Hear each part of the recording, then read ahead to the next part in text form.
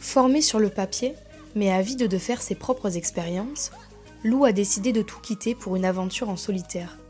Seule, sac sur le dos et chaussures aux pieds, avec tout juste le nécessaire, elle s'est lancée pour quelques mois de périple, au cœur des montagnes pyrénéennes et à la découverte de l'île de Beauté. Entraînée par la folle aventure d'un Tour de France en solitaire d'une de ses connaissances, elle a repris les chemins de randonnée, relevant de nouveau le défi d'une aventure solitaire féminine, laquelle demande certaines adaptations et un certain courage. Lou, seule face à la nature, a appris à écouter son instinct, à se fier à ses propres capacités et à embrasser la solitude comme une alliée précieuse. À travers son voyage, elle partage ses découvertes, ses défis et ses moments de contemplation. Cet épisode est en collaboration avec Interrail. Afin de rencontrer de nouvelles personnes pour vous faire voyager à travers Horizons Partagés, nous avons opté pour un périple en train à la découverte de l'Europe en avril 2023. Pour ce faire, nous avons choisi de collaborer avec Interrail, un pass ferroviaire permettant de découvrir jusqu'à 33 pays d'Europe et conçu pour les Européens. C'est beaucoup les gens qui te transmettent leur peur, plus que toi en fait, t'as pas peur au début, c'est t'y vas.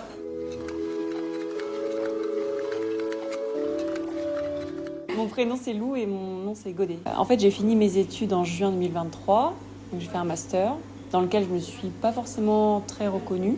Master de préparation physique et mentale. Et en fait, ensuite, j'ai voulu partir à l'aventure direct. J'ai toujours été très proche de la nature aussi. Et j'ai toujours voulu partir. Et en fait, là, après les études, c'était un peu un ras-le-bol. Et je me suis dit, bon allez, on y va, on part. J'avais déjà parlé avec un très grand ami à moi des Pyrénées, avec sa mère aussi qui était partie dans les Pyrénées, etc. Et donc je me suis dit, bon allez, go. Et en une semaine, je suis allée acheter le matos. Je me suis renseignée, etc. Et puis j'ai pris un train, donc je suis partie à Paris. Après Paris, j'ai fait Paris-Hendaye en train de nuit. Et c'est une très belle expérience. Si un jour vous avez l'occasion de faire ça aussi, c'est génial.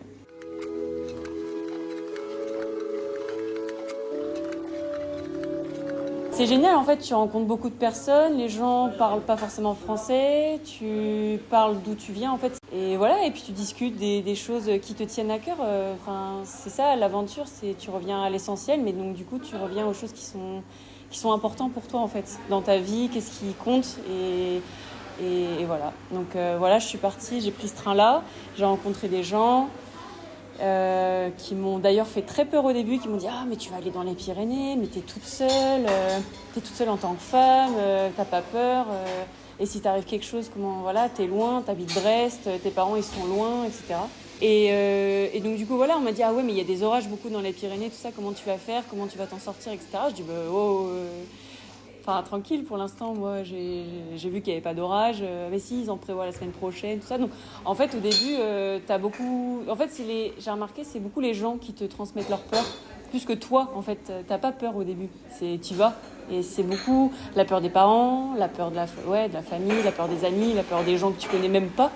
Et en fait, qui te disent...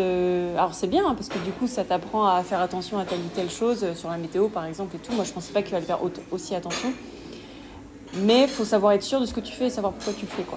Et voilà. Donc j'ai pris ce train. De base, je devais faire Saint-Jean-Pied-de-Port jusqu'à Etso. Et du coup, je suis arrivée avec ce train-là. Enfin, je suis arrivée, je voulais descendre à Saint-Jean-Pied-de-Port. En fait, j'ai fait, bah non, je vais descendre plus tôt. Donc je suis descendue à Lourdes. Et parce qu'en fait, je voulais vraiment aller dans le haut des Pyrénées, quoi. Je voulais vraiment passer par des lacs. Je voulais aller jusqu'à 2005, 2007 mètres d'altitude et je voulais vraiment aller haut dans les montagnes, quoi. Et voilà. Et donc du coup je suis descendue à Lourdes, j'ai rencontré Violette, une très grande amie maintenant avec qui on s'est rencontrés vraiment comme ça et on a commencé vraiment à parler aussi de l'aventure en tant que femme, qu'est-ce que c'est, des différentes peurs aussi. C'est pas la même chose qu'une aventure quand t'es un homme. C'est pas du tout la même chose. Les gens te regardent différemment, les gens ont différentes attentes aussi, c'est différent. j'ai jamais été déçue. Les gens sont très bienveillants, ont peur pour toi en fait. En tant que femme, te disent ah oui mais si tu tombes sur quelqu'un, comment tu fais? Faut toujours que tu sois accompagnée. Et c'est vrai qu'en tant que femme, on a toujours dit ça. Enfin, faut toujours être accompagnée quand tu rentres le soir et tout. Effectivement, bon, oui ok. Mais on peut aussi s'affirmer, se défendre et faire comprendre qu'on n'a pas forcément envie de faire un bout de chemin avec un homme ou une femme. Enfin, on peut s'affirmer aussi en tant que femme, quoi. Mais l'aventure en tant que femme, c'est compliqué. Enfin, c'est pas vu de la même manière que quand on part, que quand on est un homme, quoi. Faire du stop, par exemple. Moi, j'ai beaucoup de mal à faire du stop, à faire confiance aux gens. Je me sens pas du tout rassurée. Pourtant, je suis jamais tombée sur quelqu'un qui était malveillant.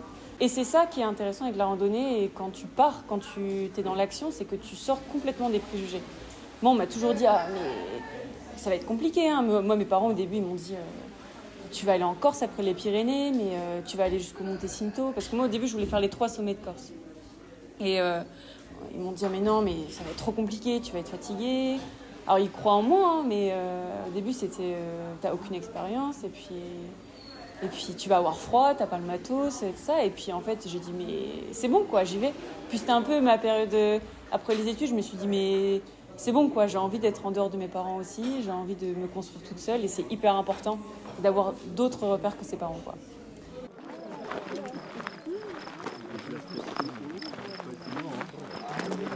Quand on dit, c'est une réalité le poids, on est une femme effectivement, c'est une réalité de porter moins lourd qu'un homme par exemple. Parce que c'est comme ça, il y a des femmes qui arrivent à porter 25 kilos, il y a des femmes qui arrivent à porter pas plus de 10 kilos et c'est comme ça. Mais c'est une réalité qu'il faut faire très attention au poids. Moi je suis partie avec 16 kilos et demi, beaucoup trop. J'en ai souffert au début, mais il faut 13 kilos en fait. 16 kilos comme ça, tu le portes un peu pendant un jour ou deux, bon. Mais tu le portes pendant un mois, c'est pas pareil, quoi. Et moi, je suis partie avec trop lourd. J'ai pesé, j'étais avec mon père avant de partir prendre le train. Je pèse mon sac, 17,5 kg. Et là, j'avais pris un livre en trop, j'avais pris un t-shirt en trop, et tout ça, etc. Et au final, ça faisait 1 kilo qui était en trop. Donc ouais, ça demande de l'organisation. Je me suis renseignée, j'ai appelé des gens qui était déjà parti dans les Pyrénées. J'ai appelé Lucas, du coup, qui m'a beaucoup éclairé, qui m'a dit que les bâtons, c'était indispensable. Donc j'ai pu bien aussi les choisir. J'ai pu aussi demander est-ce que je prends réchaud, quelle bouteille de gaz, qu'est-ce qui est le mieux, est-ce que c'est plutôt intéressant de prendre un Jetboil là, qui vend à Decathlon à 100 €, ou est-ce que c'est plutôt... Parce qu'il y a un coût financier aussi. Hein. Moi, j'en ai eu... Pour tout ça, j'ai dû, avec la tente et tout, ça a dû être aux alentours de 500 € quand même. Enfin, c'est pas... C'est juste pour de la randonnée. La tente, elle coûte 200 €, 220 €. Le duvet, il coûte 60 €, etc. Donc, en fait, c'est un coût et le poids, après, c'est pas négligeable. Faut savoir sur quoi axer quand tu mets dans le sac. Quoi. C'est mais ça veut dire que je vais pas avoir accès à ça et pas assez à ça. Mais si j'ai envie de ça, mais je l'aurai pas. Oui, mais voilà. Et c'est ce qu'on disait avant. C'est tu reviens à l'essentiel et tu prends ce que tu as réellement besoin.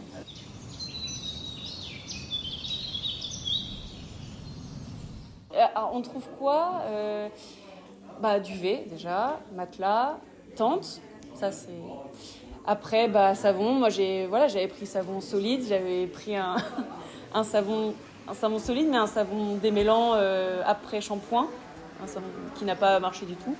Et voilà, et je me dis peut-être un homme n'aurait pas pris ça, mais parce que j'avais envie de garder. Voilà, et c'est pince à épiler. J'ai pas pris de mascara. Enfin, pourtant, je suis quelqu'un qui se maquille un peu, mais voilà, pas plus que ça. Crème hydratante, beaucoup. Après, il y a les produits quand même hygiéniques. Parce que voilà, quand on arrive dans la période du mois, ça c'est très compliqué. Quand on arrive dans cette période-là du mois, il faut s'organiser. Est-ce qu'on prend plutôt tampon? Est-ce qu'on prend plutôt culotte menstruelle? Est-ce qu'on prend plutôt serviette hygiénique? Ouais, mais si je prends tampon, ça va faire mal. Et ça veut dire qu'il faut que j'en trouve des bio. Ouais, mais il n'y a pas de bio. C'est très compliqué en fait. Il y a les douleurs aussi, il y a le changement d'humeur, il y a émotionnellement aussi c'est différent. On se sent un peu plus lourd. Enfin, voilà, vous connaissez.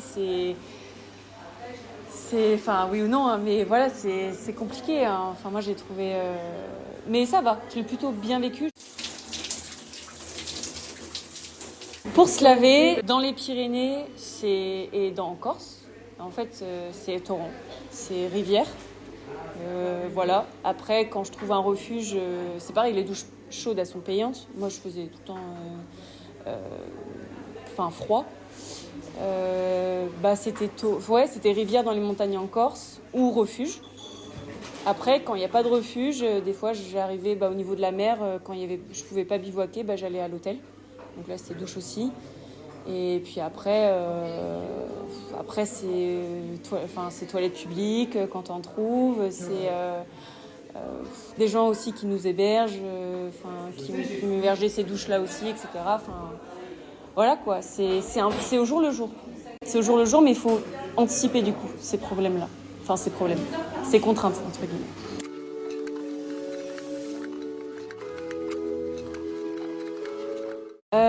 Je me suis rendu compte que j'étais capable de beaucoup plus de choses que je ne pensais. En fait, comme je suis restée tout le temps dans l'univers parental, études, etc., j'ai jamais vraiment exploré ce qu'il y avait. J'ai exploré, je suis allée en vacances avec mes parents, tout ça, la Corse, tout ça. C'est eux qui m'ont énormément appris sur le goût de l'effort, sur la randonnée, sur la nature. Mais je connais pas de manière autonome, quoi. Je connais pas de manière autonome, en fait, l'aventure et voilà, quoi. Et ce que ça m'apportait, c'est me dire, je suis capable. Et il y a beaucoup d'autres femmes qui sont capables, d'autres hommes aussi, tout le monde est capable de faire ce qu'on a envie, quoi. Si t'en as envie, fonce et on y va. Et moi, je pensais pas. Je pensais, c'est ce que Lucas dit souvent, il y a personne qui va te faire avancer. C'est toi-même qui choisis d'avancer. Et en fait, c'est vrai, c'est entièrement ça. Si t'as choisi d'aller quelque part, vas-y. C'est pas tes parents qui vont te dire, faut que tu fasses ça. Parce qu'au bout d'un moment, faut se mettre un cadre aussi quand on grandit. Et si tu te le mets pas, c'est pas possible, quoi. Et c'est ça qui est un peu compliqué quand tu grandis, surtout dans la période de la vingtaine, c'est tu fais tes études en fonction de ce que tu as pu apprendre comme valeur, ce que tes parents aiment comme choix d'études, etc. Bon, moi, j'ai fait mes études comme j'en avais envie, etc. Mais il n'y a personne qui te guide. C'est-à-dire que les études, c'est « mais il faut rendre tel devoir, il faut rendre tel ça, il faut se mettre en groupe avec un tel, etc., etc. » Alors que là, c'est toi qui dictes ce que tu as envie de faire. Le jour 1, jour 2, jour 3, jour 4, j'ai choisi de faire ça, j'ai choisi de parler à telle personne, j'ai pas choisi de parler à telle personne, et je fais ce que j'ai envie de faire. Et c'est ça qui est vraiment génial. Et dans la connaissance de soi, moi maintenant j'ai envie d'oser beaucoup plus, de partir, de faire, quoi. Mais faut y aller, quoi. Faut pas trop réfléchir, faut réfléchir après. faut faire et réfléchir après. Mais je suis partisane de trop réfléchir avant.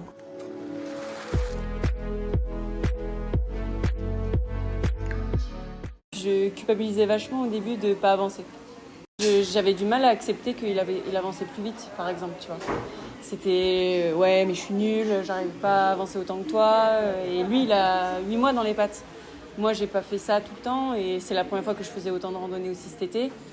Et t'as tendance à te comparer à l'autre aussi. Enfin, moi en tout cas, je me compare beaucoup et je mets la barre assez haute et puis voilà, quand tu vois quelqu'un qui avance plus que toi dans une aventure, des fois t'as envie d'avancer aussi vite, autant.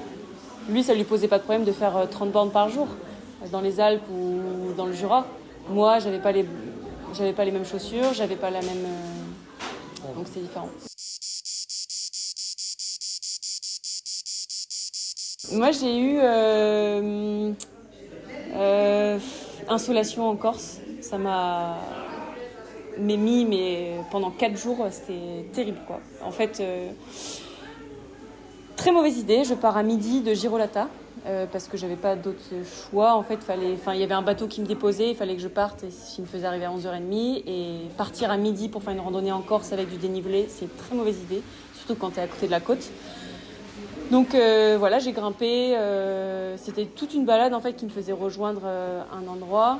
Et en fait, donc beaucoup de dénivelé, très très sec, très aride et 38 degrés au soleil. Et j'avais pas beaucoup d'eau. Et en fait, à un moment, donc, je rencontre des gens, ils me disent « Ah, mais il y a une petite crique, très sympa, tu descends sur le sentier, tu vas voir, c'est super chouette, etc. » Et en fait, j'étais à 400 de hauteur. Enfin, 400 en termes de dénivelé. Et du coup, je me dis « Ah, c'est là et tout. » Donc, je descends. Et sur toute la... Non, 200 dénivelé, pardon. 200, donc c'est moi. Donc je me dis, ça va être chouette et tout. Une petite crique, je vais être toute seule, tout ça.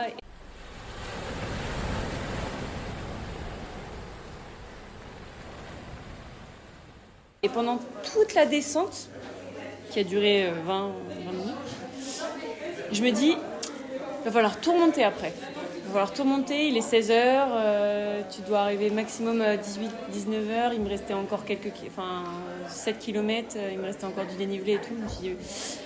Et donc j'arrive en bas, je me baigne, plage un peu paradisiaque de Corse, eau cristalline et tout, donc je commence à me baigner et tout.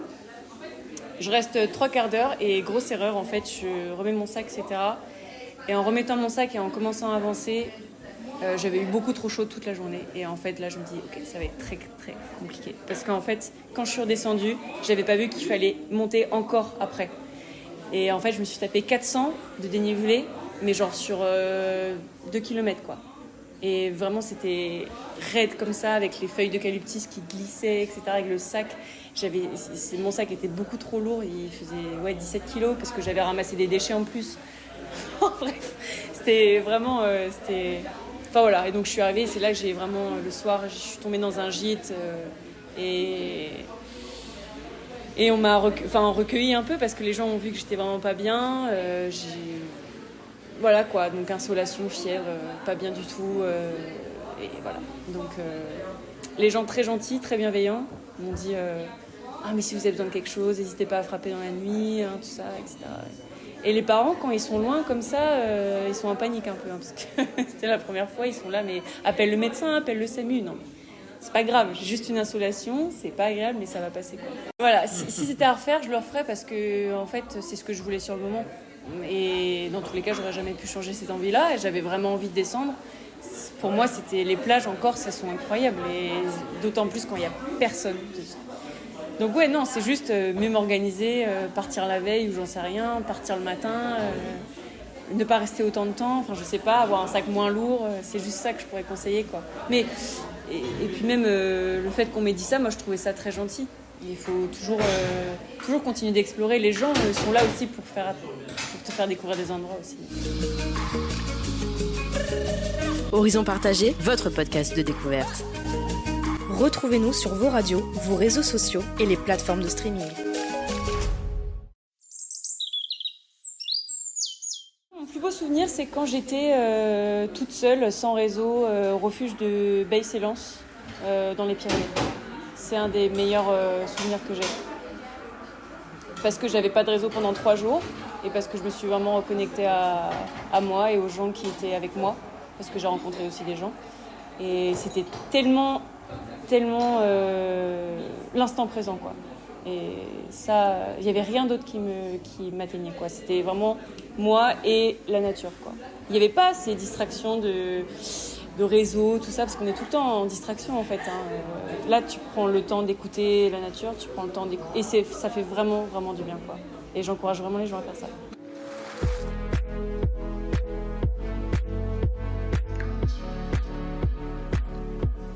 Je pense qu'il y a une Lou avant, mais qui était un peu...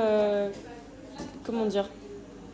J'ai l'impression que ces périples-là, ces aventures-là, et qui vont continuer, touchent juste du doigt ce que j'ai toujours voulu faire, en fait. C'est-à-dire que c'est comme si un peu, avant, j'étais endormie, et que ça s'était révélé pendant ces aventures-là. Et que j'étais, mais oui, mais... En fait, j'ai toujours voulu ça. En fait, j'ai toujours voulu partir. En fait, j'ai toujours voulu rencontrer des gens. J'ai toujours voulu être comme ça. Et en fait, dû à mes anciennes relations qui étaient aussi très compliquées, amoureuses, je m'empêchais totalement de faire ce que j'avais vraiment envie de faire, quoi.